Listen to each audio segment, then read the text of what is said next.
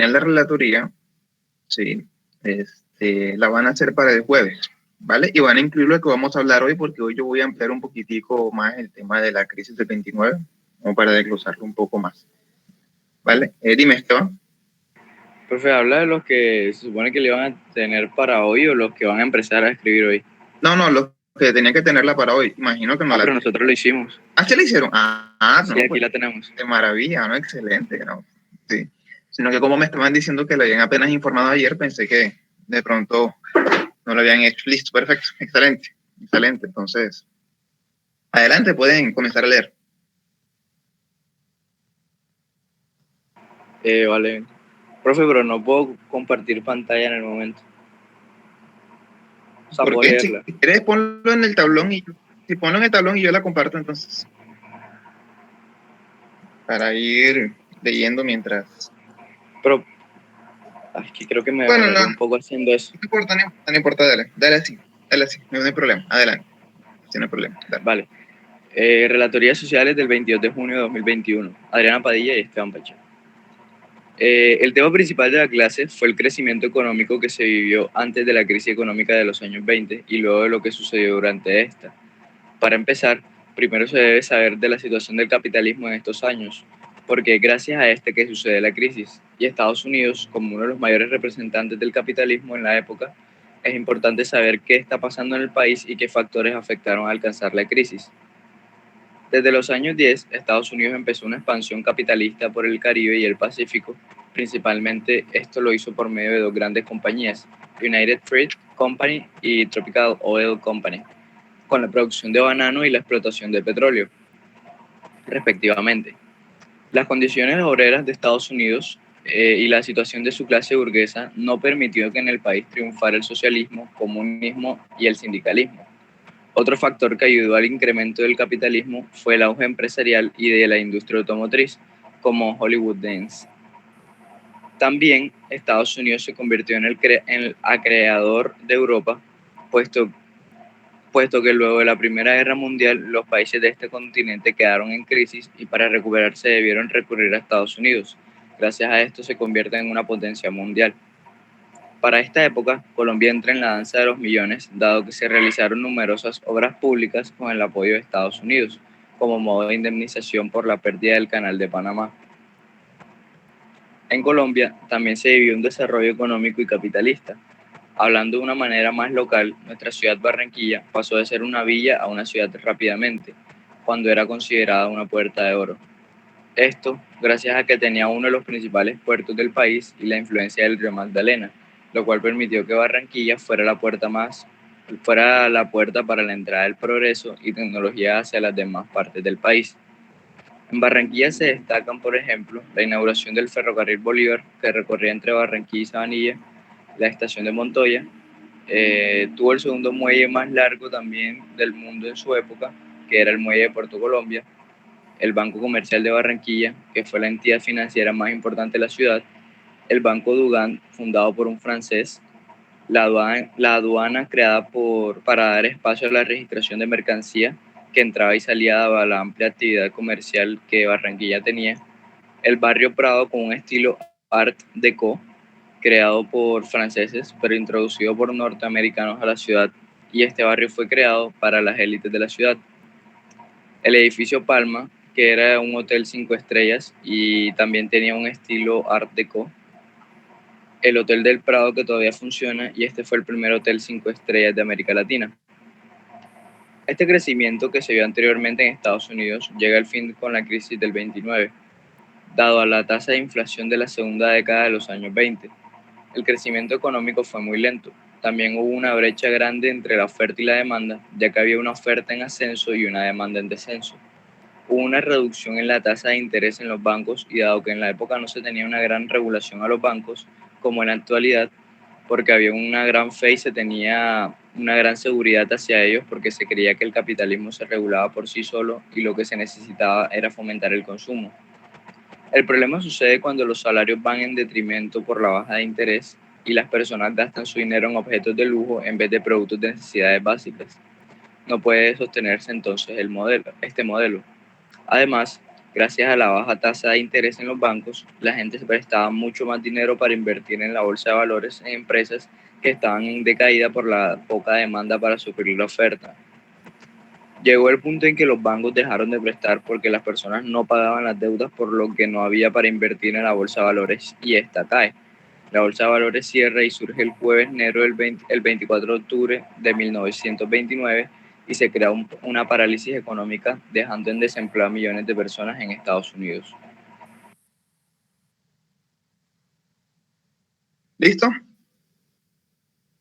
Sí, señor. Perfecto. Bueno, muchísimas gracias, Esteban.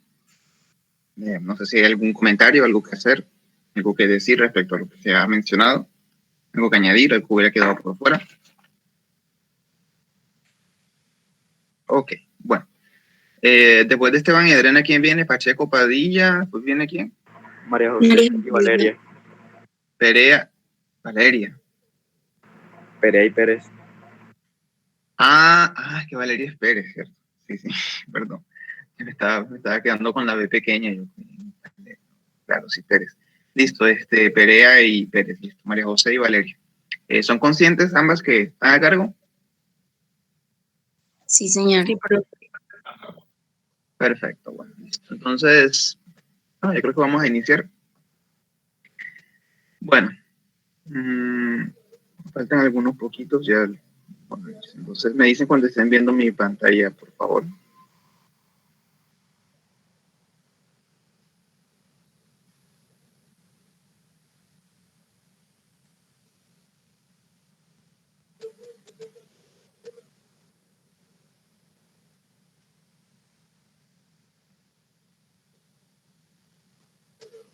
Sí, profesor, ya se está viendo. Bueno, muchas gracias. Bien. Entonces, en la sesión de hoy yo quisiera profundizar un poquitico lo que yo perfilé la ocasión pasada sobre la crisis. Porque bueno, este es un tema y bueno, que es muy interesante, pero pues también a veces requiere como ciertas aclaraciones o ciertas explicaciones como para entender un poco qué era lo que estaba realmente pasando y por qué ocurrió. También he hecho una segunda sesión de este tema porque bueno, de hecho este es un asunto que todavía hoy en día tiene bastante actualidad. De hecho, la crisis del 29 prácticamente fue la inauguración de un tipo de crisis que básicamente van a ser las protagonistas del capitalismo, las protagonistas negativas, quiero decir, del capitalismo a partir del siglo XX. ¿Sí?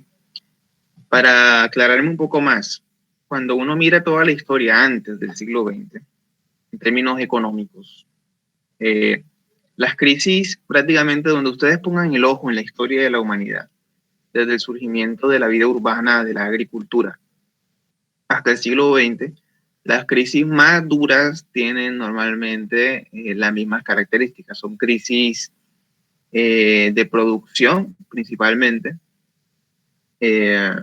derivaban fundamentalmente de asuntos agrícolas. Pueden entenderse simplemente como crisis agrícolas. O sea, básicamente una mala cosecha, una muy mala cosecha, por tanto una hambruna terrible y bueno, millones y millones de muertes, ¿listo?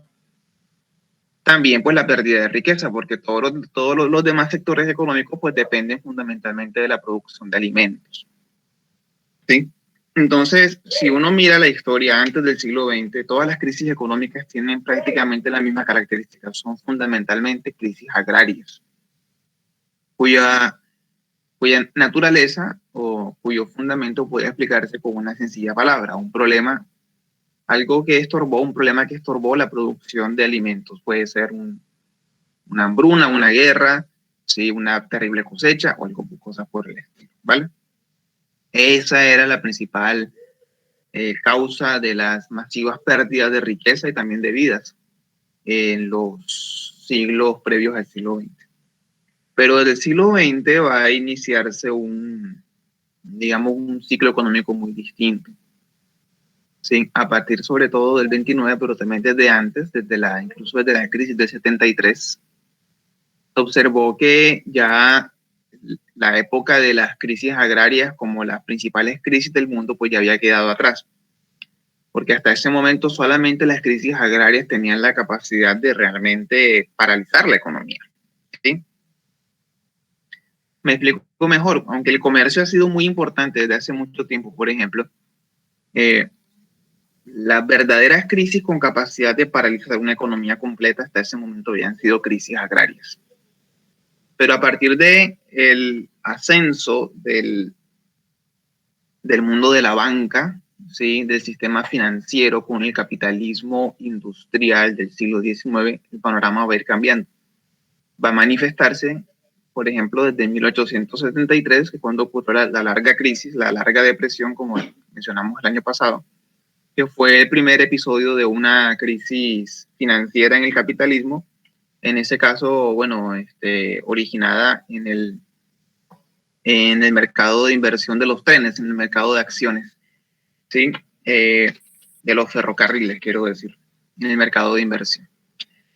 Entonces, digamos que me propongo como tratar de hacer una anatomía un poquito más detallada de cuál fue el problema y de cómo funcionan este tipo de crisis. Es decir, mi intención no es solamente hablar de la crisis del 29 acá, sino entender cuál es la dinámica de las crisis financieras que hoy en día siguen siendo las crisis que casi que más amenazan al sistema económico mundial.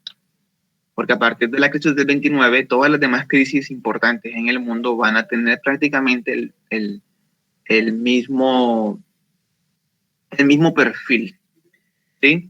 Si ustedes miran la crisis del 73, de la cual también hablaremos más adelante, si miran la crisis de los años 90, por ejemplo, en los mercados orientales como en Japón o en Bangkok, si miran ustedes la crisis del 2008, sí, que fue una crisis fundamentalmente de burbuja inmobiliaria, que ha sido la más reciente. Todas las crisis han tenido, las crisis modernas, quiero decir, contemporáneas del siglo XX hasta el presente, han tenido han mostrado el mismo panorama, el mismo horizonte. Entonces, por eso es importante entender un poquito mejor cuál fue la dinámica de esta crisis para entender en qué mundo económicamente hablando estamos viviendo, qué riesgos constantemente está corriendo el globo terráqueo, ¿sí?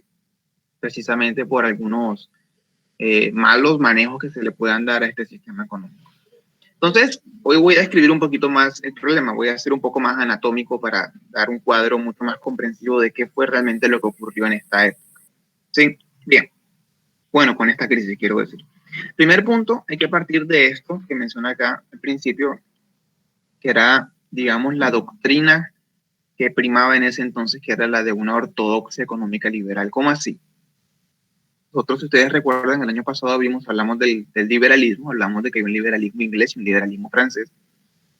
Liberalismo francés es el político, hace alusión a la formación de estados republicanos, ¿sí? Con división de poderes, y con el paso del tiempo, ese republicanismo fue dando lugar también a formas de democracia, ¿sí? En la que los que votaban no solamente eran los que tenían dinero o los hombres, sino también fue extendiéndose ese derecho al resto de la población, ¿sí? Incluyendo evidentemente a las mujeres. Con el paso del tiempo, eso se fue conquistando de manera gradual. Entonces, ese es el esquema francés de liberalismo, pero cuando se habla de liberalismo inglés, hablamos fundamentalmente del libre mercado, ¿sí? Esa es la esencia del liberalismo a la inglesa, ¿ok? Aunque en la práctica realmente esta ortodoxia liberal no va a ser tan rígida como de pronto a veces se puede pensar. De hecho, en muchos sentidos admitía intervención del Estado. En el discurso, sin embargo, en el discurso se entendía que, entendía que el mercado es como una especie de entidad divina prácticamente que se regula solito, ¿sí? No necesita que nadie intervenga en su mecanismo, no necesita un Estado, por ejemplo, que venga a tratar de alguna forma controlar o manipular sus factores. ¿Cuáles son los actores del mercado? ¿Sí? Los actores del mercado se pueden entenderse así sencillamente como comprador y vendedor, son individuos. El mercado se entiende como una entidad, como un organismo que funciona basado en la lógica individual. Hay un sujeto que quiere comprar, hay un sujeto que quiere vender, ¿cierto? Es el mecanismo de la oferta y la demanda también. Ustedes lo han visto, eso se llama microeconomía. ¿Sí? Alguien quiere comprar, alguien quiere vender, por tanto, entre los dos se ponen de acuerdo y un acuerdo entre el oferente y el demandante. Ese acuerdo conduce al establecimiento de un precio, ¿ok? Con el cual se efectúa la transacción, se efectúa el intercambio. ¿sí? El comprador suministra dinero y el vendedor suministra el producto o el servicio, ambos basados en un acuerdo. ¿Cierto? La ortodoxia económica liberal dicta hoy, como se llama el liberalismo, dictaba y dicta que nadie debe intervenir, nadie que no sean estos dos agentes debe intervenir en esto, ¿ok? O sea, el establecimiento del precio de los productos debe ser un asunto exclusivo del acuerdo entre estas dos partes. No debe haber un tercero que esté tratando de poner límites de ningún tipo, ¿sí? Pero va más allá de eso, la ortodoxia. La ortodoxia económica liberal también dictaba que el mismo hecho de que quería comprar el comprador, que quería vender el vendedor, dónde quería estar, cómo quería realizar sus operaciones, en qué quería invertir, tampoco debía tener ningún tipo de restricción de ninguna índole. No debía manifestar o evidenciar ninguna forma de intervención por parte de un tercero. Por eso en general a esta doctrina se le llama la del laissez-faire, aunque no lo escribí aquí, pero el laissez-faire también lo hemos mencionado en pasadas ocasiones, o sea, dejar hacer. Dejen que los individuos tomen sus decisiones porque ellos son los que saben cómo tomarlas. Sí,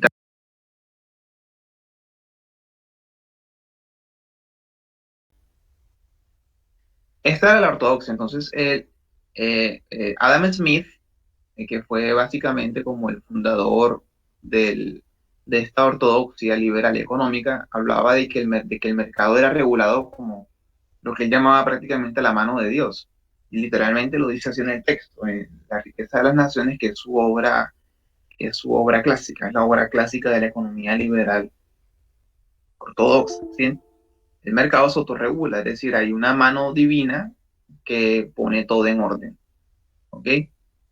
Entonces, la idea de que ocurriera algún desbalance que necesitara o que exigiera la intervención de un tercero para que pusiera todo en orden se consideraba prácticamente anatema, consideraba una herejía. Alguien que sugiriera que el Estado tenía que intervenir de alguna forma a fijar salarios, a fijar precios, no se aceptaba. Lo que sí se aceptaba, había algunas formas económicas de regulación, pero las regulaciones eran principalmente procedentes de entidades financieras como los bancos y de acuerdos entre ellos, ¿sí? Por ejemplo, los bancos solían ponerse de acuerdo en ese entonces para de pronto no propasarse en la emisión de billetes, ¿ok? Por el tema de la inflación que hemos hablado previamente.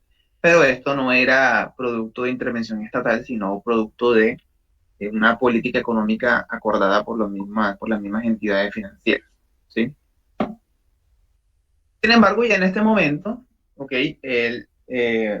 Recuerden, estamos hablando de las primeras 3 décadas del siglo XX. Ya había un conocimiento de que el capitalismo es un sistema que experimenta ciclos económicos, ¿sí? ¿Ok? ¿Cómo así ciclos económicos? Es decir, que hay unos ciclos de bonanza o de prosperidad que son seguidos por unos ciclos de recesión, o sea, de reducción de crecimiento económico o incluso de decrecimiento. Esos ciclos, eh, bueno, sobre todo los de recesión realmente no eran como tal de decrecimiento, sino más bien como de una ralentización del crecimiento. Era lo que eran estos periodos de recesión. Estos ciclos siguen hoy en día, por cierto, el capitalismo mundial tiene esta dinámica que hoy en día todavía conserva. Hay unos ciclos, hay unos momentos de crecimiento seguidos de unos momentos de recesión. Eso todavía hoy en día sigue, eso es básico para cualquiera que estudie economía. ¿Sí? Entonces, hay dos ciclos, ¿sí? Uno que ya era conocido en ese momento y el otro que no. El que era conocido era el ciclo corto, también llamado ciclo de Juglar, que parece como si fuera español, pero realmente era francés, Juglar, que lo descubrió y lo planteó desde 1862, ¿sí? Este ciclo más o menos tiene como una amplitud como de 7 a 10 años más o menos, es decir, hay como 7, 10 años más o menos de expansión, o sea, de bonanza económica, seguidos de otros 7 o 10 años, dependiendo del caso, de recesión, ¿ok? Se llama ciclo corto por eso, porque son como más o menos como de 7 años, su amplitud es como de 7 años, ¿sí? ¿Vale? Pero pues hay otro ciclo que no era conocido en este momento, ¿sí? que básicamente estaba en proceso de explorarse.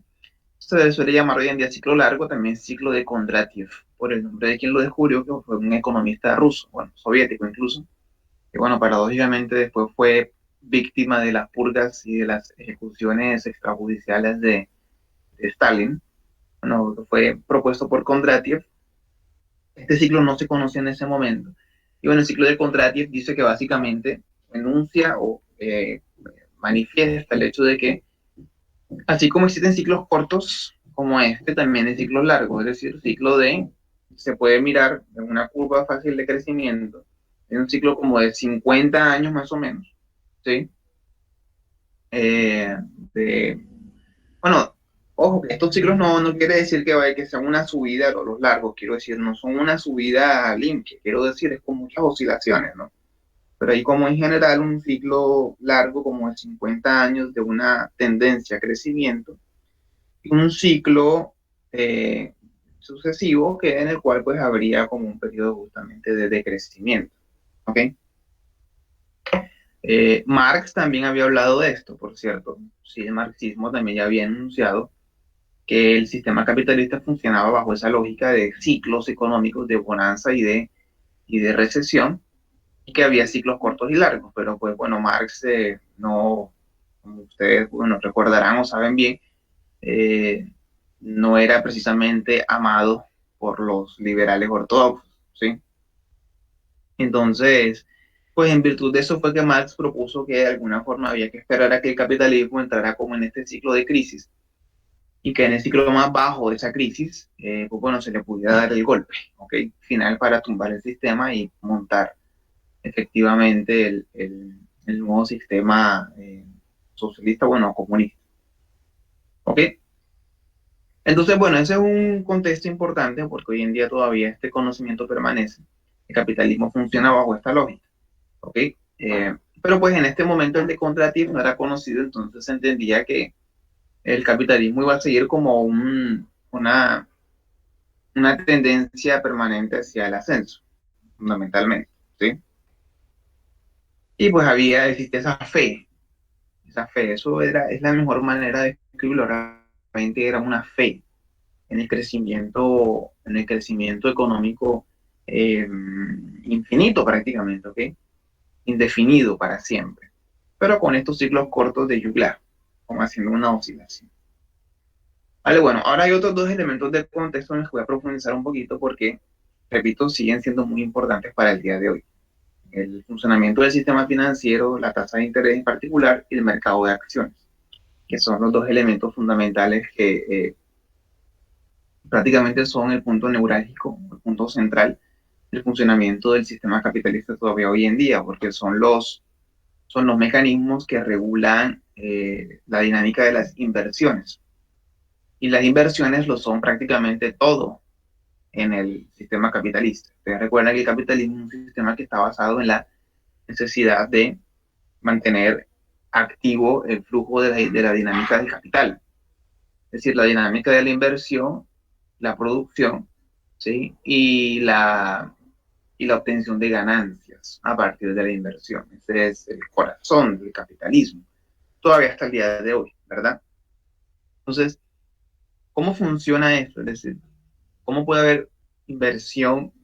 ¿Cómo puede haber un sistema que de manera bastante operativa regula y permite esta dinámica de inversiones y de obtención de ganancias? Pues la explicación está en el sistema financiero y en el mercado de acciones, ¿sí? Ustedes lo profundizarán más con la profesora Vianney, pero igual yo enunciaré algunos puntos que son importantes. El primer punto es la tasa de interés, que en el caso de los bancos, ¿sí? Cuando alguien quiere hacer una inversión, por lo general, toda inversión que implique la proyección de obtener ganancias, ¿sí? A partir de la venta de productos o de la oferta de servicios o de productos, necesita prácticamente de manera obligatoria una inversión fuerte. Si ustedes piensan, por ejemplo, que abrir, digamos, algo, cualquier cosa, una tienda, por ejemplo, o un taller, necesita dinero para conseguir las instalaciones y alquileres si ustedes la van a construir, y dinero para las maquinarias o en general para todos objetos, bueno, todo el capital que necesitan para, el capital fijo, quiero decir, de las maquinarias, los objetos que requieren para producir lo que van a producir, o si van a vender algo, pues las estanterías, si van a vender, qué sé yo, libros, o si van a vender, no sé, una ferretería, necesitan las estanterías para colocar todas las piezas, necesitan proyectar, pagarle a los trabajadores los salarios, ¿sí? Pagar impuestos, porque pues todas las actividades económicas de alguna forma están reguladas en todos los estados por impuestos. Obviamente conseguir los mismos recursos, los mismos objetos o bienes que ustedes van a ofrecer y establecer dinámicas claras y constantes de obtención del producto, eh, entre muchas otras cosas, ¿vale? O sea, se necesita mucho dinero para, de arranque para iniciar una empresa, ¿sí? Un emprendimiento en general. Normalmente, pues la mayoría de personas no tienen ese recurso para iniciar una empresa. Los únicos que lo tienen serían las personas que son de dinero, que tienen mucha plata.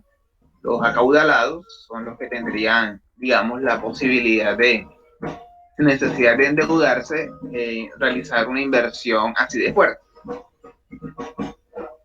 Por acá está sonando música. ¿Ustedes me escuchan bien o hay mucha interferencia? ¿Me escuchan bien? ¿No sienten interferencia? Interferencia significativa, quiero decir. Ok, bien, entonces seguiré. Por favor, cualquier pregunta que haya, cualquier aclaración que quieran hacer o que quieran pedir, enseguida hablen, listo, sin problema, de todo lo que estoy diciendo. Entonces, si alguien quiere abrir un negocio en general o iniciar una empresa, pues necesita dinero. A menos que sea rico, no lo va a tener, o a menos que tenga un amigo rico que se lo quiera prestar así, por regalar, qué sé yo, ¿sí? Pues no va a tener la posibilidad de iniciar. Entonces, como el capitalismo es un sistema que está basado en la inversión, ustedes no lo sentirán, pero bueno, yo sí siento la interferencia bastante fuerte, ¿no? Pero ahora que pasa un poquito. Sí, profe, ahora sí se sintió. Ok, bueno, entonces esperemos a que pase un poquito. Listo.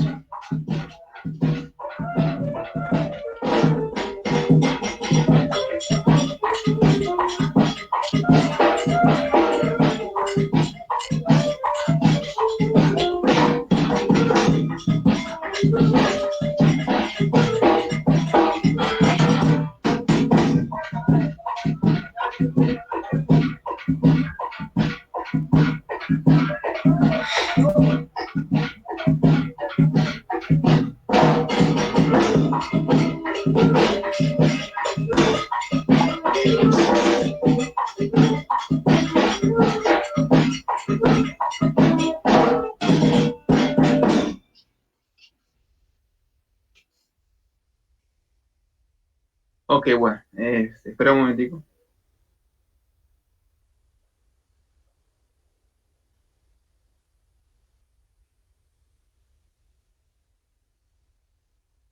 Bien, ¿qué estaba yo? Ok, la tasa de interés. ¿Sí?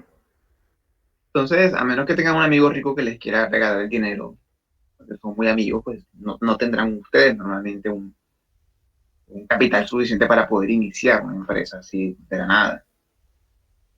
Entonces, el sistema financiero básicamente es la red bancaria que existe, que precisamente pues, permite un flujo constante de capital hacia todos aquellos que tengan interés en realizar actividades económicas, negocios en general, ¿verdad? Actividades económicas que lleven a la multiplicación del capital. Esto es lo que solemos llamar inversión. Esa es la naturaleza de los bancos. Los bancos existen desde hace mucho tiempo. En tiempos modernos, pues surgieron desde el periodo medieval, con sujetos que tenían dinero y prestaban, pero pues con el paso del tiempo, esa existencia de individuos con dinero que prestaban se fue convirtiendo en un sistema mismo, ¿verdad? Sí, con estatutos, con leyes, con, bueno, una gran cantidad de reglas y regulaciones dentro de ella misma que permiten constantemente que exista un flujo de capital hacia todos aquellos interesados en realizar actividades económicas productivas. ¿Sí? Ese es fundamentalmente el propósito o la estructura del sistema financiero, es un sistema que se basa en una posesión alta de un capital que constantemente están dejando fluir hacia todos aquellos que necesitan, pero evidentemente con condiciones. La dinámica fundamental del sistema financiero pues es el préstamo, es el elemento central, ¿sí? Los préstamos de dinero, como ustedes bien saben, se realizan con una tasa de interés, ¿sí?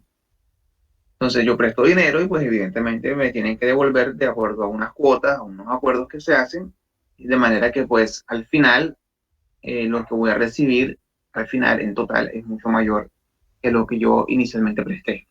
Esa es la dinámica fundamental del préstamo. Y la tasa de interés, como creo que todos ustedes deben conocer, la tasa de interés es ese plus que se le añade al valor original prestado, que también se administra o se reparte racionalmente en las cuotas, ¿vale? Entonces, se le llama interés precisamente pues, porque cuando yo presto, yo tengo un interés en recibir más de lo que yo inicialmente suministré. Ok, entonces la tasa de interés en ese sentido es un elemento esencial, fundamental en el funcionamiento de cualquier sistema económico capitalista. Y de la tasa de interés dependen muchas cosas, ¿sí? Y en ese sentido guarda relación, por ejemplo, con otros factores o con otras magnitudes económicas, como por ejemplo los salarios y también incluso la tasa de cambio, pero pues bueno, no voy a profundizar demasiado en estos aspectos. Lo que sí interesa aquí saber es que hay una relación intrínseca entre la tasa de interés y la inflación, ¿sí? Es el primer elemento que quiero explorar, ¿ok?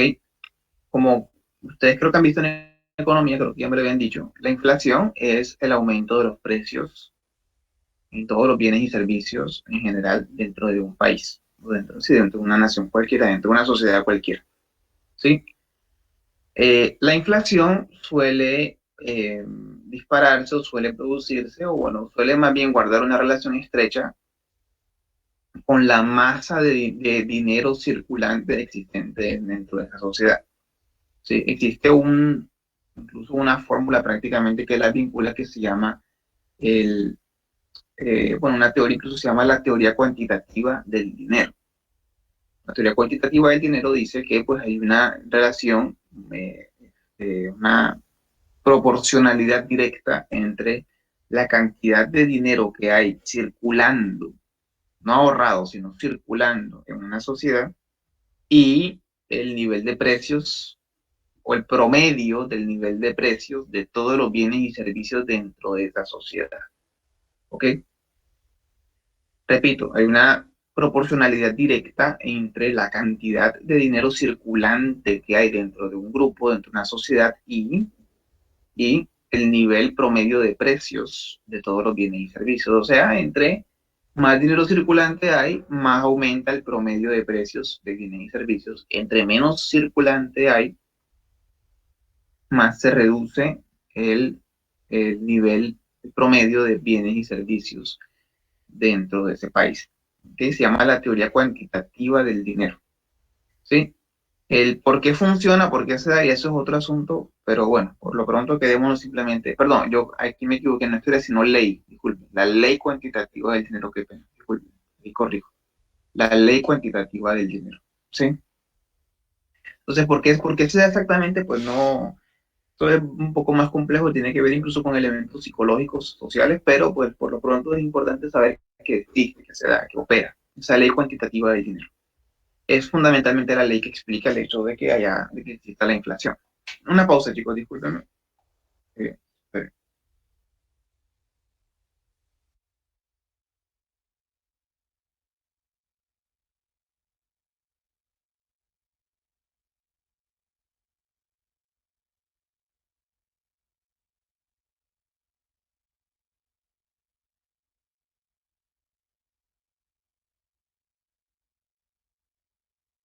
Discúlpenme, continúo, chicos. Entonces, eso se le llama la ley cuantitativa del dinero, ¿vale? Entonces, ¿qué pasa? Fíjense lo que dije, el dinero circulante, o sea, si hay dinero ahorrado, si el dinero que está acumulado en un sitio no se está moviendo, no entra como tal dentro de esa fórmula. Teniendo en cuenta lo que acabo de decir, se puede entender bien porque, o es más fácil de entender porque la tasa de interés tiene una relación intrínseca con la inflación. disculpen, la tasa de interés, como ustedes saben, es básicamente qué tipo, qué nivel de interés tiene una entidad financiera cuando va a prestar dinero. Una tasa de interés puede ser alta o puede ser baja, ¿verdad? Ustedes creo que manejan un poquito la idea. Una tasa de interés puede ser 1%, 2%, 3%. A partir de 3% ya se va considerando que una tasa como alta, 5% es altísimo, bueno, ya más de 5% realmente prácticamente es usura, ¿ok? Sí. Entonces, creo que se puede entender que pues entre más baja sea la tasa de interés, más personas estarán interesadas en hacer préstamos, ¿verdad?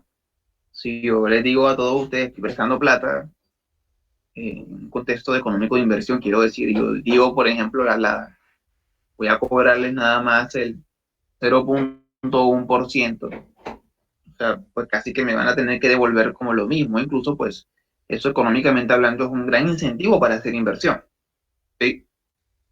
Muchas personas se animan a ir a hacer préstamos, ¿ok? ¿Vale? Si la tasa de interés es alta, pues entonces mucho menos se animarán porque van a tener que devolver mucho más dinero a la postre y en últimas, y eso va a ser un obstáculo importante en el desarrollo económico de la persona. Entonces, entre más baja sea la tasa de interés, normalmente más aumentará este, la demanda de dinero, ¿sí? Ok, o sea, demanda de dinero es fundamentalmente el- la intención del público de obtener dinero pues a partir de los préstamos principalmente. Y entre más alta sea la tasa de interés, más bajará la demanda de dinero. ¿Ok? ¿Sí? ¿Vamos bien por donde voy? Si hay alguna duda, por favor, aclármelo, díganmelo para yo reforzar. Quiero saber si vamos claros hasta dónde voy. Por favor. Sí, profe. ¿A todos les está quedando claro lo que estoy explicando aquí hasta ahora? Además de Barraza. Sí, profesor. Señor. Ok. Bueno, entonces, bien. Hasta ahí vamos bien. ¿Ok? Entonces, evidentemente, si una tasa de interés, bueno, los bancos se supone que tienen que ser en ese sentido muy prudentes, porque si un banco baja la tasa de interés en un momento en el que no es prudente, pues entonces puede generar altos niveles de inflación. La tasa de interés de alguna forma tiene que estar ajustada a los niveles salariales, por ejemplo, y a los niveles de precios en un país. Esos son cálculos económicos más complejos, pero pues los bancos supone que deben ajustar las tasas de interés justamente teniendo en cuenta los niveles salariales, ¿sí? Los niveles de precios, ¿ok? El índice de precios en general de todos los bienes y servicios. Porque si se exceden en la tasa de interés o si la ponen muy baja, pueden causar o inflación, en el caso de inflación, puede, bueno, en un sentido negativo. Porque hay inflaciones que son saludables. Hay también deflaciones que son saludables, pero si toman muy malas decisiones económicas, pueden generar una inflación que sea ya maligna, que es la que en última generará que los salarios de las personas no alcancen para cubrir los precios de los productos. Porque ese es el problema con la inflación, con una inflación maligna. Una inflación maligna, pues es aquella en la que el dinero no me va a alcanzar para comprar los bienes y servicios. Que fundamentalmente la inflación, el problema de la inflación es cuando el promedio de los precios de los bienes y servicios sube por encima del nivel del salario. Ese es principalmente el problema de la inflación. Pero hay inflaciones benignas, ¿ok? No toda inflación es maligna.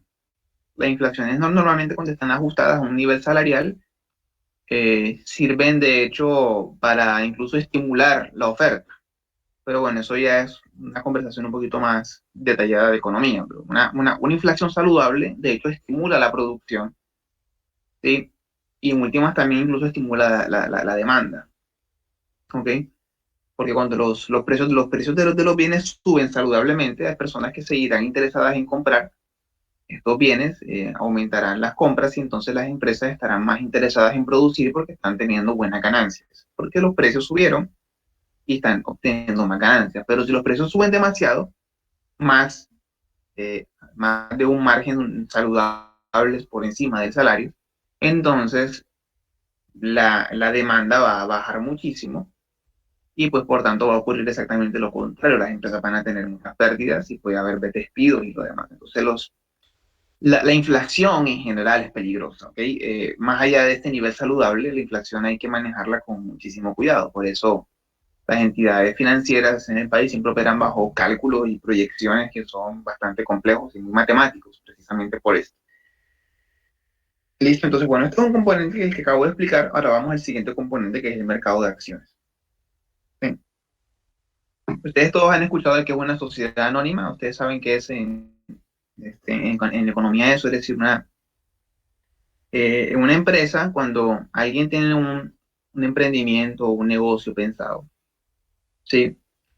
Pero de alguna forma ese emprendimiento es de gran envergadura, ¿ok? Por ejemplo, ustedes quieren hacer un emprendimiento tan grande como voy a ir a extraer, qué sé yo, caucho en el Amazonas, por ejemplo, ¿sí? O a extraer masivas cantidades de, qué sé yo, de oro, de plata a lo largo de toda la cordillera occidental. Es decir, cuando es un emprendimiento grande o relativamente grande, pues una de las formas que las personas recurren, a las que los empresarios recurren para obtener dinero para la inversión, además de los bancos, como ya hemos dicho, es el de vincular al público en general, o sea, invitarlo a participar en esta empresa, en este negocio, ¿sí?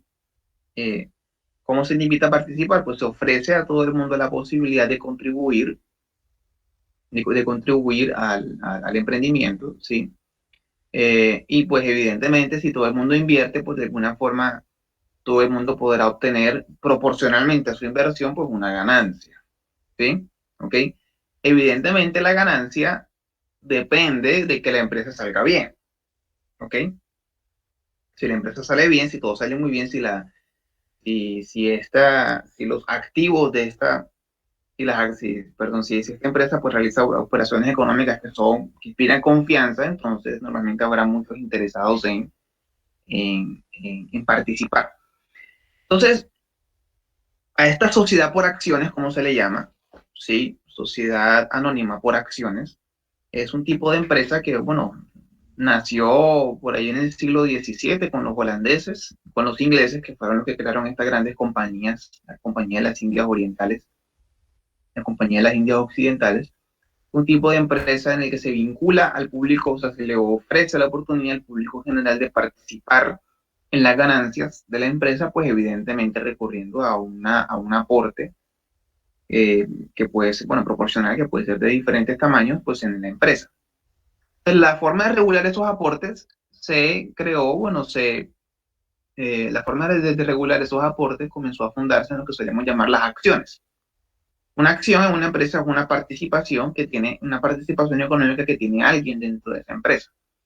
Entonces, por eso ustedes escuchan esto de tal persona compró el 30% de las acciones de tal empresa, por ejemplo. Eso quiere decir que ese sujeto tiene una participación del 30% en las ganancias de la empresa. ¿Sí? Ok, hay diferentes tipos de empresas. Estas empresas anónimas por acciones implican que los que invierten pueden recibir ganancias, pero no tienen derecho a tomar decisiones dentro de la empresa. Esa es una de las características de la sociedad por acciones. Es decir, yo puedo invertir, yo puedo tener acciones en la empresa, pero bueno, dependiendo del tipo de empresa, muchas de ellas no permitirán, el acuerdo no implica que yo tenga responsabilidades en la decisión, sino simplemente que yo puedo obtener ganancias derivadas de las actividades de la empresa que son proporcionales a mi inversión. Eso es lo que es la lógica de las acciones. Si yo tengo una acción, entonces, el 1% de las acciones, digamos, pues entonces mis ganancias serán proporcionales a ese 1% de las acciones. No lo mismo que alguien que tenga el 50% de las acciones, por ejemplo, ¿verdad?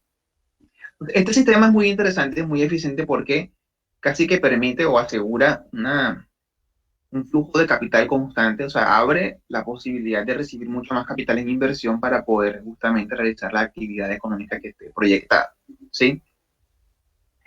Entonces, con el tiempo, cuando se popularizaron, se multiplicaron estas sociedades por acciones en el mundo capitalista europeo, en el siglo XVIII sobre todo, y mucho más en el siglo XIX, entonces se creó lo que se suele llamar, pues, el mercado de acciones, las bolsas de valores, ¿sí? ¿Ok? Entonces, ¿qué son las bolsas de valores? Básicamente, si cada empresa está ofreciendo acciones, o sea, participaciones en su empresa, pues de alguna forma esas participaciones pueden comprarse y venderse, Y donde hay compra y venta de cualquier cosa, pues ahí hay mercado, fundamentalmente. ¿Listo? ¿Vale? Donde haya compra y venta de algo, de lo que sea, ahí hay mercado. ¿Listo? Y donde hay mercado, pues en general hay oportunidades. ¿Listo? Entonces, se crea el mercado de acciones cuando proliferan, cuando se multiplican este tipo de sociedades por acciones, de empresas por acciones. Se crea todo un flujo de comercio de estas mismas acciones. ¿Listo? No solamente la compra de la empresa de una acción, sino también hay ventas, hay reventas, hay todo tipo de operaciones financieras que se pueden hacer con las acciones. ¿Ok? Yo puedo tener una acción y también vendérsela a otra persona, y entonces ahí hay como ciclos complejos de ganancias que están conectadas con una cadena. Por decirlo de alguna forma, se pueden hacer negocios basados en las acciones, se pueden hacer préstamos, es decir, se pueden hacer muchas operaciones. ¿Listo? ¿Ok? Entonces, el punto es que se crea este mercado de acciones, y la esencia del mercado de acciones es la siguiente, ¿sí?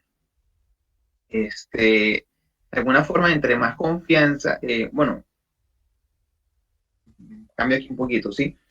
El mercado de acciones funciona de una manera un poquito diferente del mercado normal en otros bienes y servicios.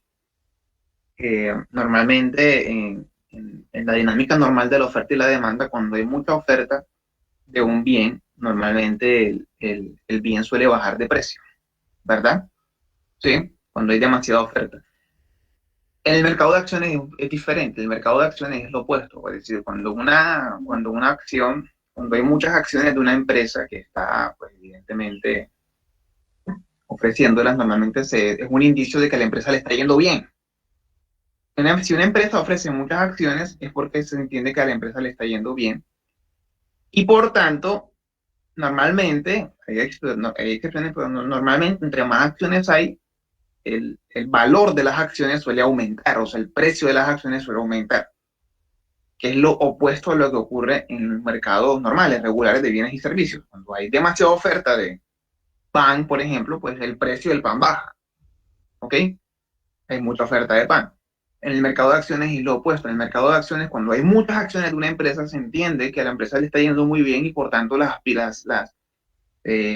proyecciones de tener ganancias por comprar acciones aumentan, y por tanto el valor, el precio de la acción aumenta. ¿Ok? Entonces, el mercado de acciones funciona de manera inversa en ese sentido. Lo opuesto ocurre cuando evidentemente hay pocas acciones, se entiende que la empresa está apenas naciendo, no tiene proyecciones o un porvenir de pronto muy claro, entonces el valor de las acciones suele ser bajo cuando hay poca oferta de acciones por parte de una empresa. ¿Sí? ¿Vamos bien hasta aquí o hay alguna duda hasta dónde voy?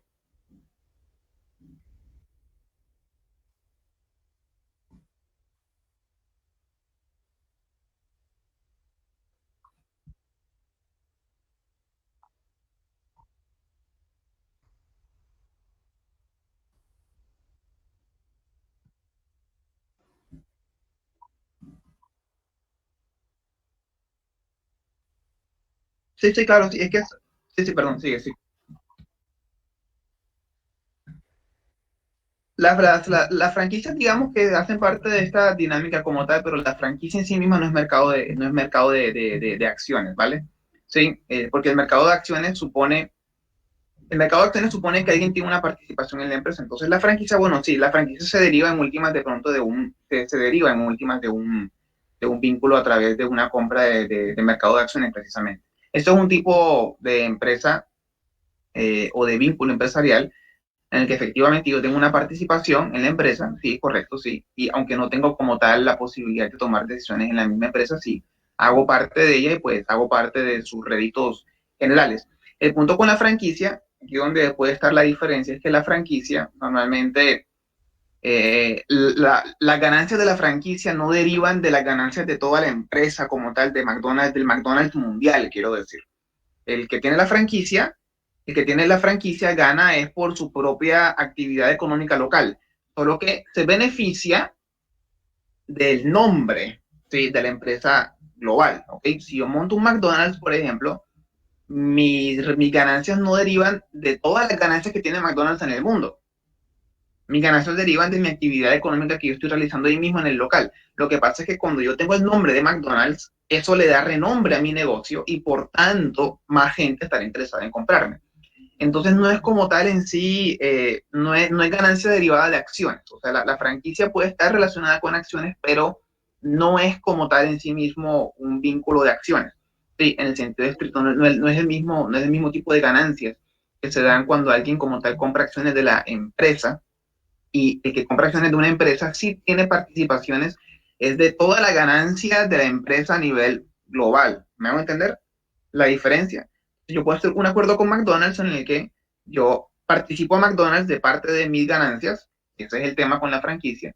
En la franquicia normalmente hay un acuerdo ahí entre las dos partes. McDonald's me dice, yo te permito que uses mi nombre, porque McDonald's tiene gran reputación, yo te permito que uses mi nombre, te doy básicamente lo que necesitas, fundamentalmente que hacemos el acuerdo, para que tú vendas las hamburguesas que yo, como yo las fabrico, evidentemente tiene que haber ahí acuerdos de cómo las tienes que fabricar, cómo se tienen que hacer, porque son de McDonald's, listo.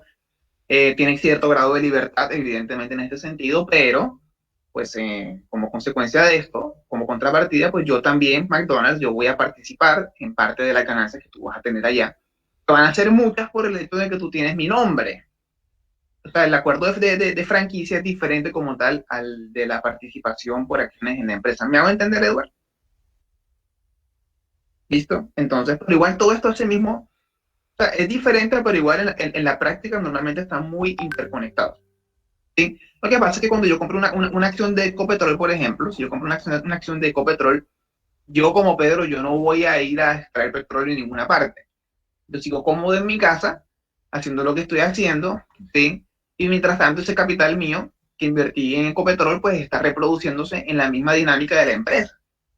Entonces yo recibiré sencillamente los réditos, las ganancias proporcionales a mis acciones, que yo compré precisamente las que yo invertí en Ecopetrol. ¿Sí? Pero el vínculo de franquicia es diferente. El vínculo de franquicia, si hay una participación mía en la empresa como tal, o sea, yo hago parte de su dinámica mundial, ¿ok? Pero no es como tal que yo participe de las ganancias por elemento de inversión en acciones, sino simplemente por el hecho de que yo tengo ¿cómo es que se llama esto? Se me olvidó el título de la razón de, espera, la razón social, ¿ok? Listo. Básicamente el título de la empresa en general, ¿vale? El nombre. Entonces, esto es el tema con los mercados de acciones, ¿ok? ¿Sí? Si yo compro tantas acciones en Ecopetrol se beneficia del dinero que yo estoy inyectándole. Ese dinero junto el dinero de todos los demás accionistas, la gente que compra acciones, les sirve para poder hacer inversión en extraer petróleo, en todo lo que tienen que hacer. Y las ganancias que ellos van a tener, que son enormes a partir de todo eso, pues ellos las reparten de acuerdo a la porción de las ganancias que corresponden a los accionistas. O sea, yo gano fundamentalmente sin necesidad de yo mismo tener que realizar ninguna actividad económica con Ecopetrol de manera directa. Ahora, ¿cuál es el riesgo, cuál es el riesgo del mercado de acciones para cualquiera que compra acciones? Que las acciones dependen de cómo le va a la empresa. ¿Ok? Si a la empresa le va muy bien, pues yo gano. Si a la empresa le va mal, pierdo. ¿Ok? Así de simple. ¿Ok? Yo puedo haber perdido mis inversiones en acciones. Si la empresa viene y se descalabra y cae, pues no voy a tener ningún rédito, no voy a tener ninguna ganancia. O mi ganancia va a estar por debajo del capital que yo invertí, por ejemplo, en las acciones que yo compré. Entonces, el tema con las acciones, con el juego con las acciones, es que las acciones están basadas en la confianza que se tiene en la dinámica de una empresa. Si una empresa despierta mucha confianza, porque en general la gente sabe que le va bien, entonces, pues, en general habrá mucha compra de acciones, habrá muchas acciones en venta y habrá mucha gente comprándolas. ¿Ok? Y habrá, pues, a alto precio. Entre mejor le da una empresa, más acciones vende, por tanto, pues, mayor será el precio de las acciones, porque la empresa tiene nombre, tiene fama, le va bien, ¿cierto? Ese es el tema. Entonces, el mercado de acciones es un mercado en el que el elemento del riesgo es muy elevado, en general, porque pues en últimas nadie tiene un conocimiento exacto de qué va a pasar en el futuro, ¿verdad? ¿Sí? Entonces, pero pues aquí es donde viene un elemento interesante, ¿ok? Sí, tiene que ver mucho con la matemática, ¿vale? Alguien que está vinculado al mercado de acciones puede observar cómo, digamos, el historial de cómo le ha ido a una empresa en términos de inversiones y de ganancias en el tiempo. ¿sí? Esta empresa, a partir del año 2010, ha venido en un ascenso regular y tal, entonces la empresa está creciendo. Por tanto, yo puedo predecir o puedo intentar predecir cómo le seguirá yendo a una empresa a partir de la tendencia que lleva hasta este momento. ¿Listo? Este elemento que les acabo de decir, ¿sí? Es el que básicamente permite que surja un tipo de actividad económica que normalmente se considera viciosa o peligrosa, que es este segundo punto que estoy mencionando aquí, que es el de la especulación. ¿Qué es la especulación? ¿Sí? A ver, no sé si alguien ha escuchado este concepto en economía, el de la especulación, pero tenemos el mercado de acciones, ¿verdad? Sí, o sea, una empresa tiene sus acciones, las vende, en el mercado de valores está en oferta, tal, bueno, listo. A la empresa le está yendo bien. A la empresa le está yendo bien, por tanto, digamos, vende muchas acciones y las vende a un buen precio, o sea, a un precio relativamente alto porque le va bien. ¿Ok? ¿Qué ocurre? ¿Qué ocurre? Ya les he dicho antes que alguien puede comprar una acción, pero también esa misma persona que compra una acción puede ir y venderle esa acción a otra persona. El mercado de valores, como se le llama el mercado de acciones, por cierto, se llama también así mercado de valores o bolsa de valores, es un mercado muy complejo. Yo puedo comprar acciones de una empresa y revenderlas a otra persona y así, ok, eso es una cadena complicadísima, ¿listo? ¿Vale? Por eso es todo un mercado, es una cosa que se mueve muchísimo. Entonces, si una empresa le está yendo bien, y yo mirando la tendencia de la empresa en una gráfica, cómo le ha ido a lo largo de los últimos años, digo, esta empresa le ha venido yendo bien, esto suena muy raro, pero bueno, le ha ido bien durante todo este tiempo, yo predigo que, hombre, esta tendencia va a continuar, la empresa va a seguir aumentando, ¿sí? Entonces a alguien se le ocurre una idea, oye, si la empresa le está yendo bien, eso quiere decir que el valor de sus acciones va a seguir aumentando, ¿ok? Entonces yo podría comprar acciones, guardarlas por un tiempo, esperar a que la empresa vuelva a siga creciendo, el valor de las acciones aumente y revender esas acciones a un mayor precio a otra persona que quiera comprarlas. ¿Sí? ¿Ok? Eso es lo que se llama especulación. ¿Ok? Cuando alguien compra acciones no por querer participar en la ganancia de la empresa, sino por querer revenderlas a un mayor precio. ¿Ok?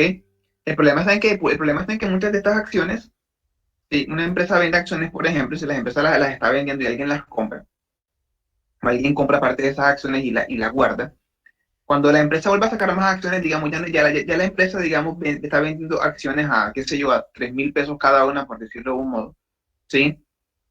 Y se le agotaron ya las acciones, ya todo el mundo compró, pero hay más personas interesadas en esas acciones, entonces ahí salen los especuladores y dicen, mira, ya no hay más acciones, pero yo te puedo vender estas que yo tengo guardadas a mayor precio, ¿sí? Entonces las personas compran las acciones a mayor precio, ¿sí? Ok, a partir de los especuladores que hacen tremendos negocios de este modo y contribuyen a que el valor de las acciones suban aún más de lo que es su valor natural, ¿sí? Este es el tema con la especulación. Cuando alguien compra acciones esperando que el valor vuelva a subir y él mismo sacar las acciones, cuando saca las acciones a la venta, el valor de las acciones sube, porque ya les dije que las acciones aumentan su precio en virtud de que tantas acciones hay en el mercado. Entonces, si yo compro acciones y las estoy guardando, ¿sí? Para cuando vuelva a subir el precio, sube el precio, yo saco las acciones, entonces sube aún más el precio y yo hago grandes ganancias, ¿sí? Ok, recolectando, pues evidentemente el valor de la compra de estas nuevas acciones que están más caras. Pero al mismo tiempo, al yo meter estas acciones mías otra vez al mercado, en este momento contribuyo a que el precio general de las acciones otra vez suba más. Porque entre más acciones hay circulando, más aumenta su precio. Quiero saber si me estoy haciendo entender con esto que estoy diciendo. Si no, por favor, díganme. Yo repito, ¿ok? ¿Vamos bien hasta donde voy? Díganme si vamos bien o si no, por favor. Vamos bien. Ok, listo. Entonces, todos los demás vamos bien, vamos entendiendo cuál es el problema con la especulación. Sí, señor. Sí, profe. Bueno, entonces, el tema entonces con la especulación es que la especulación hace que los que los precios de las acciones aumenten mucho de manera artificial a niveles que no son naturales de las acciones. ¿Sí? Ese es uno de los grandes problemas con la especulación. Cuando hay mucha especulación, los precios de las acciones suben demasiado y ahí comienza a surgir una amenaza, que es la amenaza de lo que se llama una burbuja bursátil, una burbuja financiera. ¿Cómo así que burbuja? ¿Sí? Imaginen que los precios de las acciones son una burbuja. Entonces, con la especulación, sobre todo, los precios crecen artificialmente, crecen a una velocidad más de lo natural, ¿ok? Y llega un punto en el que ya crecen tanto que explotan. ¿Cómo así que explotan? ¿Sí? Llega un punto en el que estas acciones están subiendo tanto de valor, que llega un punto crítico en el que ya nadie está dispuesto a comprar ninguna, porque ya están a un precio locamente alto. Cuando una acción llega a uno de estos valores locamente altos, llega un punto en el que, decir, nadie quiere comprarlas. Si nadie quiere comprarlas, sí, enseguida baja automáticamente el nivel de inversión en una empresa. Y entonces lo que viene inmediatamente después es lo que se llama un remate de acciones para poder venderlas todas, porque si no vamos a quedarnos sin inversión. Y hay un montón de gente que tiene dependencia de esto en deudas, en vínculos, en compras y todo lo demás. Entonces lo que hacen es rematarlas a un precio bajísimo, o sea, pasan de estar en un precio muy alto, ¿sí?, a bajar el precio más bajo posible para poderlas vender todas. ¿Okay? Y cuando las acciones se venden todas a un precio tremendamente bajo, entonces pues ahí pierden todos los intermediarios, todas las personas todos los especuladores, muchas personas que dependían de este tipo de los precios, quiero decir, y la misma empresa, ¿ok? Sí, básicamente es un remate de acciones para poderlas vender, aunque van a recibir una inversión muchísimo menor. Muchas de las personas que hicieron ventas o hicieron negocios con las acciones, que incluso se endeudaron con bancos, por ejemplo, a partir de la proyección de la ganancia, quedan, por ejemplo, sin posibilidad de pagar deudas, quedan sin los recursos que necesitaban para poder mantener sus compromisos económicos. ¿Ok? Porque mucha gente cuando hace inversiones va y se endeuda con un banco y el banco puede estimar qué tan confiable es prestarte a ti sabiendo que, por ejemplo, tienes acciones en tal empresa. ¿Ok? Entonces, si yo tengo acciones en tal empresa, por ejemplo, y las ganancias de la empresa bajan muchísimo a partir de esto que acaba de ocurrir, de esta burbuja, enseguida las ganancias de todo el mundo bajan, de todos los que dependían de estas acciones o tenían ganancias con ellas, y automáticamente la capacidad de cubrir deudas con empresas o con bancos se reduce muchísimo. Y pues si las deudas con los bancos se reducen, si las ganancias de las empresas bajan, ¿ok?, básicamente se paraliza todo el mercado de capitales, se paraliza todo el mercado financiero. Y si se paraliza todo el mercado financiero, ¿sí?, no hay ganancias, las empresas despiden gente, ¿ok?, la gente queda sin trabajo y la gente se muere de hambre, ¿ok? ¿Sí? O sea, en últimas, todo esto se reduce al hecho de que hay un mercado financiero, ¿ok?, que está vinculado a un mercado de valores, a un mercado de acciones, y cuando hay un ascenso demasiado elevado, ¿sí?, del nivel de especulación en un determinado tipo de acción, ¿sí?, dependiendo de qué acción sea, si esa acción explota, si esa burbuja explota, puede básicamente arruinar todos los compromisos económicos entre todos los sectores financieros de la sociedad. Porque toda la gente que tiene plata está siempre haciendo tratos con bancos, préstamos, todo tipo de actividades económicas en las que unos dependen de otros. Entonces, sí, mucha gente depende de mí, del hecho de que yo le pague, y mi capacidad de tener dinero se reduce dramáticamente a partir de que una de estas burbujas reviente, ¿ok? Entonces, mi capacidad de pagarle a otras personas los compromisos monetarios se reducirá también drásticamente. Y también los mismos bancos que dependían del hecho de que yo les pagara sus intereses van a ver sus ingresos reducidos. Al mismo tiempo, los bancos, ¿sí?, que también tienen deudas con otros bancos, van a reducir drásticamente su capacidad de subsanar esas deudas. Y si antes estaban prestando alto interés, van a querer a bajo interés, van a querer otra vez volver a subir los intereses, van a reducir los préstamos. Y si los bancos reducen los préstamos porque se quedaron sin plata, ¿ok? Entonces, ¿qué pasa? Pues las personas que dependen de los bancos para hacer inversiones quedan sin plata y todo se paraliza. Y finalmente, si todo el sistema empresarial se paraliza, lo que va a pasar inevitablemente es que los directores de empresa, los jefes de empresa van a ¿qué? A despedir gente, ¿ok? Masivamente, ¿sí? Los despidos en el sistema económico capitalista son prácticamente equivalentes a las muertes por inanición, por hambre en las antiguas crisis agrarias. En las crisis agrarias la gente moría de hambre. En el sistema capitalista las personas mueren, entre comillas, por los despidos. Los despidos es lo que deja a una persona sin salarios. No tienes salarios, pues no tienes con qué comprar. No tienes con qué comprar, ok, pues estás en nada. Ok, entonces esta es la dinámica fundamental con la que reventó la crisis del 29 y es la dinámica esencial con la que van a conducirse o la que van a básicamente a desenvolverse todas las demás crisis financieras desde el 29 hasta el presente. Todas las crisis financieras han tenido fundamentalmente hablando de este mismo esquema, ¿sí? Ok, unas acciones que crecen mucho por una especulación y un crack. Eso es lo que se le llama un crack o un crash. Cuando la burbuja revienta, todos los demás sectores económicos que de alguna manera dependían de las finanzas manejadas por estas acciones, pues todo cae en un efecto dominó, ¿sí? Entonces, cuando cae una acción, un conjunto de acciones que están muy valoradas en una sociedad, cae también el sistema financiero, las tasas de interés suben, ¿ok? Los mismos bancos también quiebran porque no tienen capital ni la posibilidad de subsanar todas sus responsabilidades económicas, todas sus deudas con otros bancos, y pues ahí todo el sistema se cae, o sea, se da un colapso sistémico, ¿ok? En el que lo que predomina es la parálisis, ¿listo? Todo el sistema se paraliza porque la posibilidad de suministrar capitales, pues bueno, se descalabra completamente. ¿Listo? Entonces, a eso es lo que se le llama una burbuja bursátil o financiera. Se les ha explicado, bueno, no tan bien de pronto, no con todos los elementos que puede tener allí, pero pues más o menos les he perfilado la dinámica general con la que funciona una burbuja financiera, porque es tan peligrosa, ¿sí? Y cómo se relaciona en últimas con la tasa de interés y en últimas con los salarios de la gente de a pie, ¿vale? En otras palabras, chicos, aunque no lo parezca, sí, aunque no lo parezca, mucho de nuestras vidas, de la capacidad que uno tiene de hacer compras de bienes y servicios, de trabajar en una empresa, de recibir un salario, todo esto depende de que el sistema financiero esté funcionando fundamentalmente. Esa es la razón por la que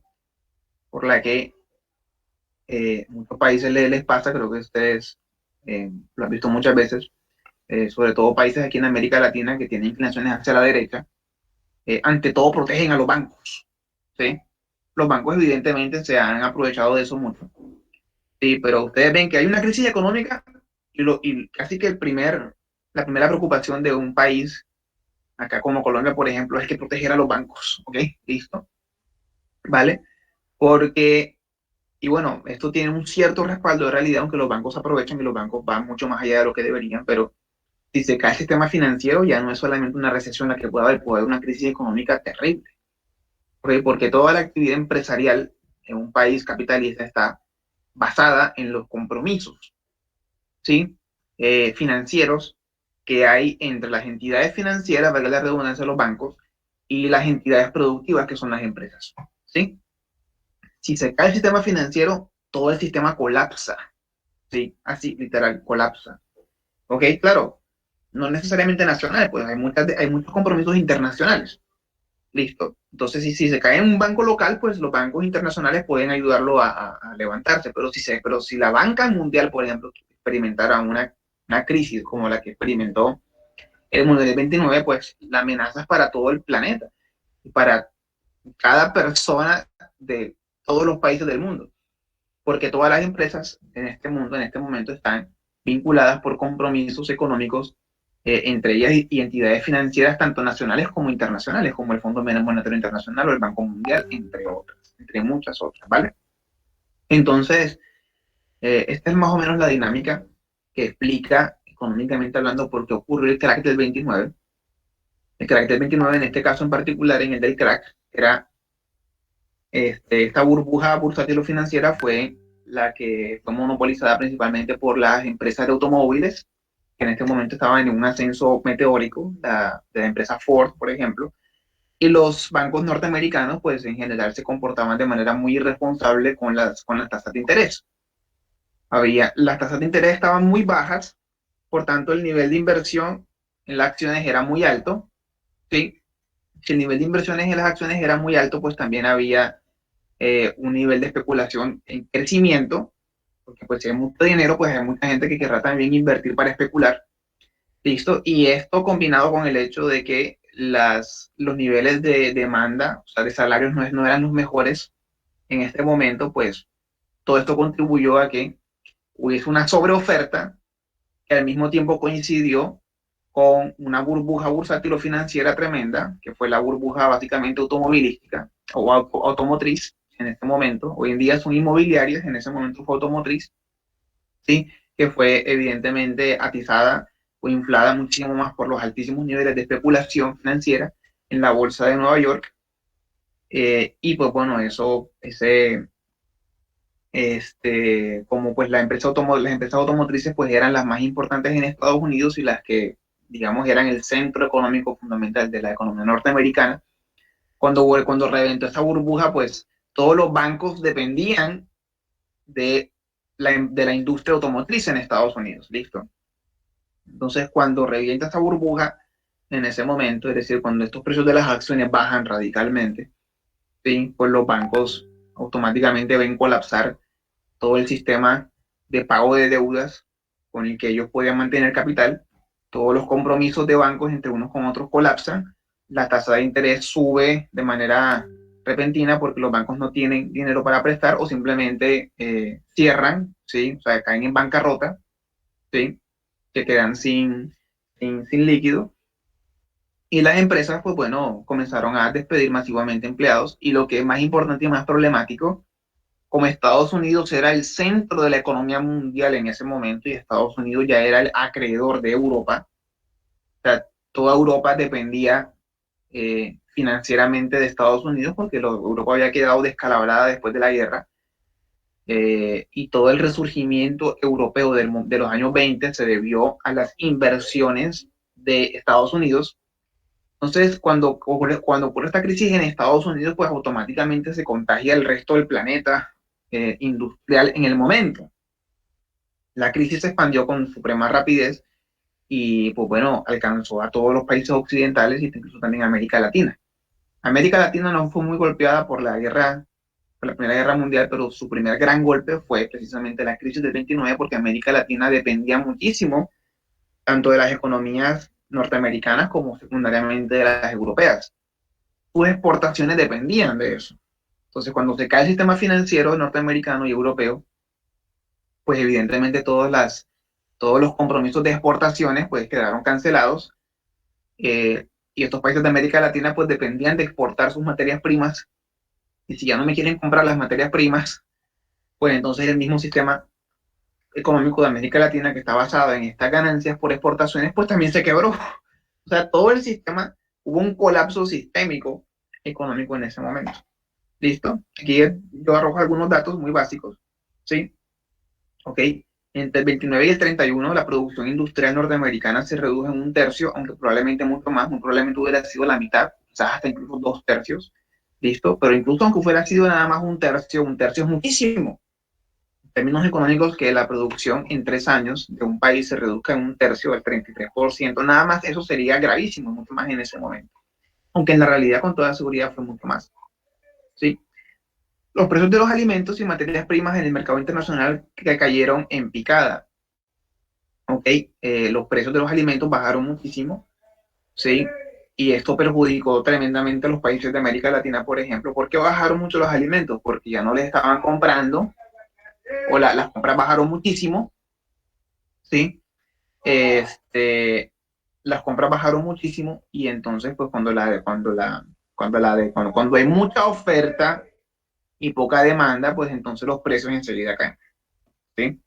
Entonces la demanda por los alimentos y las materias primas en América Latina, para exportación, quiero decir, bajaron radicalmente porque la demanda para ellos se redujo. Entonces los precios cayeron muchísimo y pues esto fue dramático para las economías de América Latina. básicamente, pues, América Latina se hundió económicamente durante la crisis del 29 en los años 30, Argentina, Australia, Bolivia, Brasil, Canadá, bueno, Canadá no es América Latina, pero bueno, muchos países además de América Latina, Colombia, Cuba, Chile, Egipto, Ecuador, Finlandia, Hungría, India, Indonesia, Malasia, México, Nueva Zelanda, Países Bajos y Paraguay, Perú, Uruguay y Venezuela se hundieron estas economías, muchas de las cuales eran de tercer mundo y dependían de las exportaciones de materias primas y de alimentos. Esa es la razón por la que algunos políticos acá en Colombia, por ejemplo, insisten en que, y en América Latina, en que un país que depende de exportar materias primas y alimentos exclusivamente se expone a un altísimo riesgo. ¿Sí? Sin tomar aquí posiciones políticas, quiero decir, que, por ejemplo, Petro, esto es lo que dice. Petro dice, cuando un país depende de esto, de exportar materias primas y alimentos, se expone a que si hubiera una crisis mundial, como la que ocurrió en el 29, indefectiblemente estos países se hunden inevitablemente, ¿ok? Que fue lo que le pasó a la economía justamente venezolana.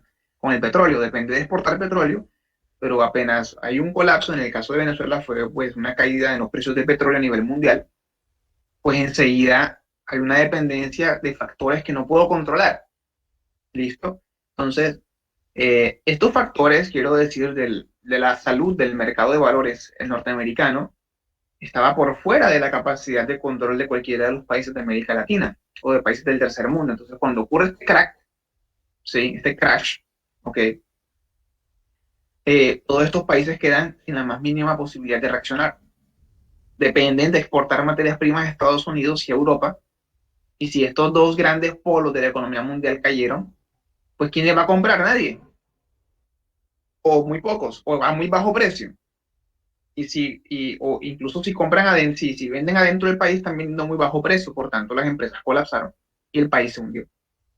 ¿Sí? A partir de aquí, esto lo hablaremos el jueves, es que América Latina va a iniciar el primer gran proceso de industrialización que hubo en este continente, que, bueno, en este momento, hace tiempo que se fue, pero fue entre los años 30 y los años 60, 70, América Latina entró en una dinámica industrial. ¿Ok? Eso lo exploraremos un poquito el jueves, pero se los adelanto eso precisamente porque aprendieron la lección de que al haber dependido demasiado de los mercados de materias primas en las potencias industriales, se exponían dramáticamente a que cuando cayera, si caía ese sistema mundial, pues ellas también se iban a hundir. ¿Ok? Entendieron que era necesario tener un sistema industrial que mantuviera su economía con cierto grado de autonomía, sin depender tanto de las exportaciones de materias primas. Aquí abajo puse los índices de paro. Índices de paro no es de paro de huelga, sino de trabajadores sin trabajo, que la redundancia sin empleo. Crecieron muchísimo, el 22 al 23% en Gran Bretaña, y Bélgica el 27% en Estados Unidos y el 44% en Alemania. Y las consecuencias. ¿Qué pasó? Esperen. ¿Ustedes me están escuchando? Sí, señor, señor. Para terminar aquí, entonces las consecuencias, perdón, la solución, disculpen aquí. ¿Cuál fue la solución que se planteó? Romper la ortodoxia económica liberal. Hasta ese momento la ortodoxia económica liberal había dicho, nadie debe intervenir en el mercado, hay que dejar que el mercado fluya de manera natural, libre, pero en este momento, pues los economistas, muy en contra de su deseo, entendieron, aunque estuvieron en parálisis durante mucho de este tiempo, estuvieron en shock, ¿sí? Pero en últimas, los políticos sobre todo fueron los que entendieron que la economía necesitaba una forma de regulación y que tenía que haber una forma de intervención estatal para que la economía volviera a emerger. En esto, la Unión Soviética jugó un rol muy importante porque la Unión Soviética no sufrió la crisis, no la sufrió porque después era comunista, estaba ya bajo la Unión Soviética, bajo sistema de una dominación estatal completa. Entonces, la Unión Soviética no sufrió la crisis. Esto sorprendió a los países occidentales que de alguna forma tuvieron intelectuales que midieron este ejemplo y tomaron enseñanzas muy importantes de lo que estaba pasando en ese momento en la Unión Soviética y la aplicaron a Occidente. Es donde sale un intelectual muy famoso, un economista llamado John Maynard Keynes, ¿sí? que bueno, escribió una obra muy importante, todavía hoy considerado un clásico, un libro muy importante en la economía, el Tratado General del Empleo, el Interés y el Dinero, en el 36, porque ya lo venía hablando desde antes, en que Maynard Keynes dijo, pues tiene que haber una estimulación de la demanda agregada, es decir, la demanda es el deseo de compra de las personas, de la mayoría de la gente. ¿Listo? Ya que la gente se quedó sin trabajo, ok, sin plata para comprar, la manera de estimular la economía es incentivar la demanda agregada, o sea, hacer que la gente tenga dinero. ¿Cómo hacer eso? Pues el Estado tiene que garantizar que la gente tenga plata. ¿Cómo hace para el Estado garantizar que la gente tenga plata? Una mayor intervención del Estado en la política monetaria y en los niveles salariales de la gente. En primer lugar eso, y en segundo lugar, una participación activa del Estado en la creación de empleo para estimular los ingresos en la población y de ese modo activar la demanda. ¿Ok? Entonces el Estado comienza a crear una gran cantidad de proyectos de infraestructura, de creación de caminos, por ejemplo, muchas actividades económicas que estaban siendo, bueno, dirigidas por él, en las que el mismo Estado contrató a la gente, a población, estableciendo salarios que fueran favorables a la población, ¿listo? Y obligando también, o sea, controlando mucho más las dinámicas de los bancos, de las entidades financieras, para mantener una oferta monetaria y una tasa de interés que fuera favorable al nivel de ingresos de la mayoría de la gente, ¿listo? O sea, básicamente los estados europeos comenzaron a comprometerse más con el bienestar económico de la mayoría de las poblaciones, generando empleo desde el Estado y activando una política monetaria y salarial que fuera activamente favorable a ellos, ¿listo? Entonces la Unión Soviética, aunque no era capitalista, como ustedes bien saben, fue como el ejemplo que siguieron los estados occidentales, o hasta cierto punto ejemplo, o sea, no completamente, pero tomaron lecciones de ahí. Y pues bueno, los dos casos que más resaltan de recuperación económica en los años 30 fueron, bueno, en Estados Unidos con el New Deal de Franklin Delano Roosevelt, que fue pues, fundamentalmente todo esto mismo que les acabo de decir, pero sobre todo, y muy sorprendentemente, de pronto para ustedes, el ejemplo que más, el caso que más resaltó de recuperación económica fue el de la Alemania de Hitler. Fue la recuperación económica más espectacular del periodo, ¿sí? Y es una de las razones por las cuales a veces resulta complicado hablar del nazismo y Hitler y la Alemania, porque a la vez que de lo hablaremos en la siguiente clase, el jueves, Hitler evidentemente fue el personaje que todos de alguna manera sabemos quién fue.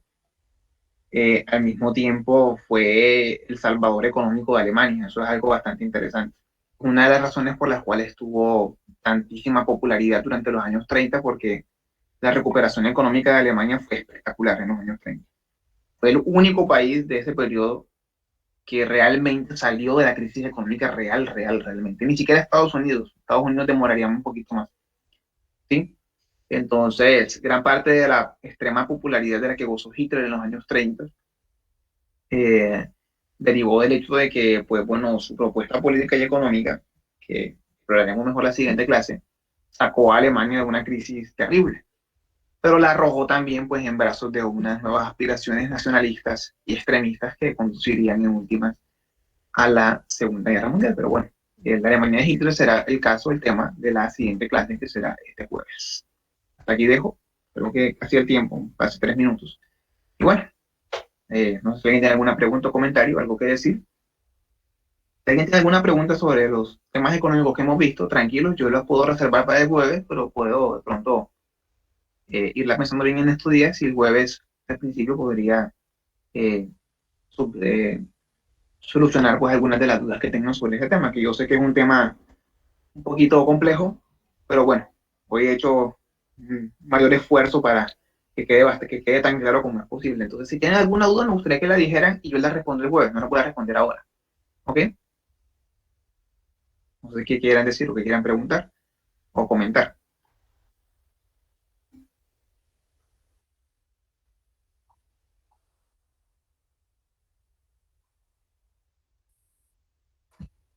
Listo, listo. Igual, tranquilo, igual te queda bien para el jueves como voy a hablar de la Alemania de Hitler, entonces va a quedar mucho más claro eso, ¿sí? Que yo voy a explicar eso mejor. Muy bien, perfecto. ¿Otra duda? ¿Alguna otra duda? ¿Comentario? Parece que no. Bueno, listo. Entonces, bueno, Nos vemos entonces, Valeria y Perea, ya saben que tienen la relatoría. Nos vemos el jueves, chicos, que tengan un buen día, unos buenos días y nos vemos unos cuantos. Pasados. Hasta luego, profesor. Luego, profesor.